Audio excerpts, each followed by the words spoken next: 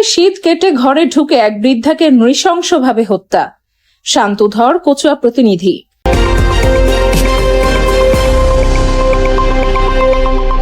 চাঁদপুরের কচুয়া উপজেলায় শীত কেটে ঘরে ঢুকে এক বৃদ্ধাকে নৃশংসভাবে হত্যা করে স্বর্ণালংকার ও নগদ টাকা লুট করে নিয়ে গেছে দুর্বৃত্তরা।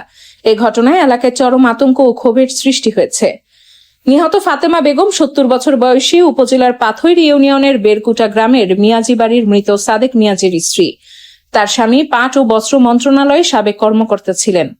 পুলিশ ও স্থানীয় সূত্রে জানা গেছে, রোববার গভীর রাতে সংঘবদ্ধ দুর্বৃত্তরা ফাতেমা বেগমের ঘরে শীত কেটে ভেতরে প্রবেশ করে। এ সময় তিনি বাধা দিলে দুর্বৃত্তরা ধারালো অস্ত্র দিয়ে কুপিয়ে এবং গলা কেটে জবাই করে তাকে হত্যা করে। পরে ঘরে থাকা স্বর্ণালংকার ও নগদ টাকা লুট করে পালিয়ে যায়। পারিবারিক সূত্রে জানা যায়, ফাতেমা বেগমের 3 ছেলে ও 2 মেয়ে রয়েছে। ঘটনার সময় তিনি বাড়িতে একাই ছিলেন। খবর পেয়ে কচুয়া থানা পুলিশ ঘটনাস্থলে পৌঁছে মরদেহ উদ্ধার করে। পরে ময়নাতদন্তের জন্য মরদেহ চাঁদপুর সদর হাসপাতালের মর্গে পাঠানো হয়। এ ঘটনায় কচুয়া সার্কেল আব্দুল হাই, কচুয়া থানার ওসি তদন্ত রাশেদুল হক সহ পুলিশ সদস্যরা ঘটনাস্থল পরিদর্শন করেন। কচুয়া সার্কেল আব্দুল হাই বলেন, মরদেহ ময়নাতদন্তের জন্য মর্গে পাঠানো হয়েছে। এ ঘটনায় মামলা প্রক্রিয়াধীন রয়েছে। হত্যাকাণ্ডে জড়িতদের শনাক্ত ও গ্রেফতারে পুলিশের একাধিক টিম কাজ করছে। এ ঘটনার পর এলাকায় শোকের পাশাপাশি নিরাপত্তা নিয়ে উদ্বেগ দেখা দিয়েছে।